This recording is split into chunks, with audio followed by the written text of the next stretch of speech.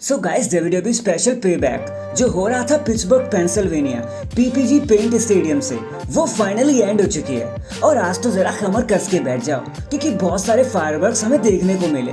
तो चलो धीरे धीरे एक एक चीजों को अनफोल्ड कर लेते हैं इन डेप्थ लुक के साथ। तो वीडियो में बने रहना मेरे साथ क्योंकि आप देख रहे हैं रेसलमैनिक्स एंड सब्सक्राइब करना तो बनता है। सो गाइस शो की शुरुआत होती है बेकी लिंच एंड ट्रिश स्ट्रेटस के मैच के साथ जो एक स्टील केज मैच था। अब ये मैच काफी ज्यादा अच्छा था और ये इतना ज्यादा अच्छा था कि इसे दिस इज ऑसम की चैंट्स भी मिल गए एंड हमें बहुत सारे कूल स्पॉट देखने को मिले। जिस तरीके की ट्रिश स्ट्रेटस की एज जो रखी है ना, सब एक्सपेक्ट भी नहीं कर रहे होंगे कि वो इतना अच्छा परफॉर्म करेंगी। लेकिन मैच के क्लोजिंग मोमेंट्स में वहाँ पे ज़ोई स्टार्क आ जाती हैं एंड वो पूरी तरीके से हेल्प करने लगती है ट्रिश स्ट्रेटस की। लेकिन आज तो इनका कोई भी गेम बेकी लिंच पर नहीं चलने वाला था। बेकी लिंच एक मैन हैंडल स्लैम लगा देते हैं ट्रिश स्ट्रेटस के ऊपर एंड उन्हें पिन करके मैच को जीतने में कामयाब हो जाती है। लेकिन मैच के बाद हम देखते हैं कि ज़ोई स्टार्क एंड ट्रिश स्ट्रेटस के बीच में भी थोड़ी कहासुनी हो जाती है एंड ज़ोई स्टार्क एक ब्लो लगा देती है ट्रिश स्ट्रेटस के ऊपर एंड फाइनली उन्हें टाटा बाय बाय कर देती है। जिसके बाद हमें जॉन सीना दिखाए जाते हैं जो सबसे पहले तो पेबैक में सारी ही ऑडियंस का वेलकम करते हैं। उसके बाद वहाँ पे उन्हें इंटरप्ट करने आ जाते हैं द मिज, जहाँ पर हमें पता चलता है कि जॉन सीना अब इस मैच के लिए होने वाले हैं स्पेशल गेस्ट रेफरी। फिर हमें LA Knight versus the Miz का मैच दिखाया जाता है जहाँ पे ज्यादा कुछ तो कहने के लिए है नहीं। लेकिन हाँ, एक चीज मैं बार बार नोटिस कर रहा था कि John Cena and LA Knight के बीच में ना थोड़ी बहुत नोक-झोंक हो रही थी।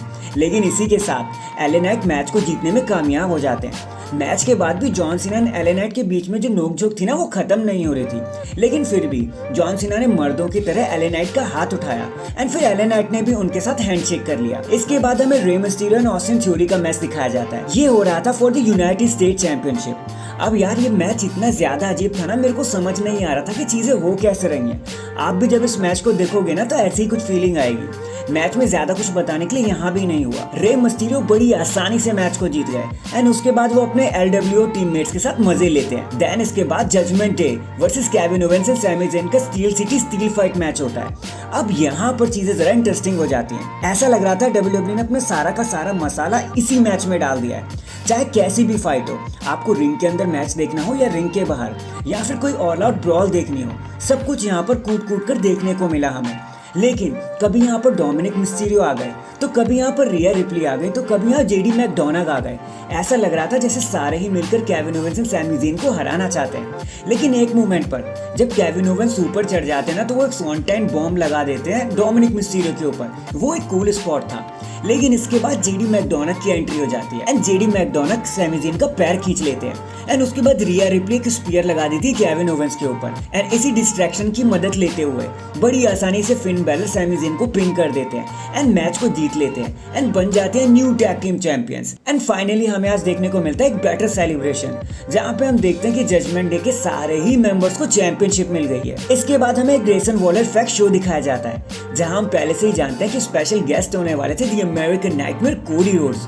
और उसके बाद वो आते ही एक ऐसी बात बोलते हैं जिससे सबका दिमाग हिलकर रह जाता है। वो कहते हैं कि एक हॉटेस्ट फ्री एजेंट को रॉ में ड्राफ्ट कर लिया गया है एंड फिर वो नाम लेते हैं जे उसो का एंड हमें फिर मच अवेटेड जे उसो का रिटर्न देखने को मिलता है एंड हमें जानने को मिलता है कि अब जे उसो रॉ में काम करेंगे। फिर वो रिंग में आते एक सुपर किक लगा देते हैं ग्रेसन वॉलर के ऊपर एंड फिर वो सारी ऑडियंस के साथ सेलिब्रेट करने लगते हैं अपने इस रिटर्न को एंड उसके बाद ये सेगमेंट यहीं पर एंड हो जाता है। देन हमें एक और मैच देखने को मिलता है द वुमेन्स चैंपियनशिप के लिए रिया रिप्ली वर्सेस रकेल रॉड्रिगेज।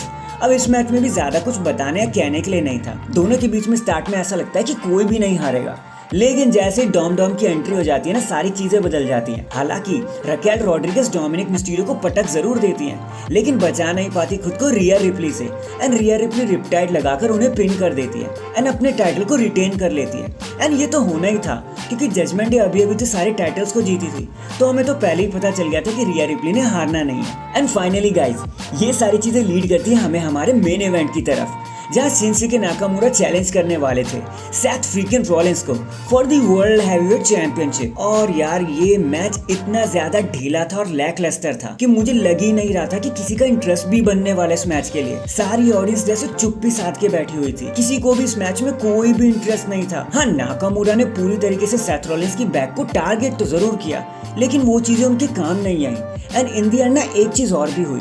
जब सेथ रॉलिंस उनको कर्ब स्टॉम्प लगाते ना तो बड़ी अजीब तरीके से पिन किया उन्होंने नाकामुरा को, जो बिल्कुल भी पसंद नहीं आया और एक बोझ जैसा लगा। हालांकि सेथ रॉलिंस ने अपना टाइटल रिटेन तो कर लिया, लेकिन ये मैच बड़ा ही खराब था यार। सच में जब आप देखोगे ना तो आप समझ जाओगे कि बड़ा ही बोरिंग सा रहा ये मैच। सारे एक्सपेक्ट कर रहे थे कि अब डेमियन प्रीस्ट आकर अपने मनी इन द बैंक को कैश कर लेंगे, लेकिन वो चीज भी नहीं हुई। एंड इसी कंफ्यूजन एंड सेलिब्रेशन के साथ हमारी पेबैक यहीं पर खत्म हो जाती है। वैसे ये तो मेरे ओपिनियन थे गाइस, मेरी आधी से ज्यादा प्रेडिक्शन तो सही हो गई।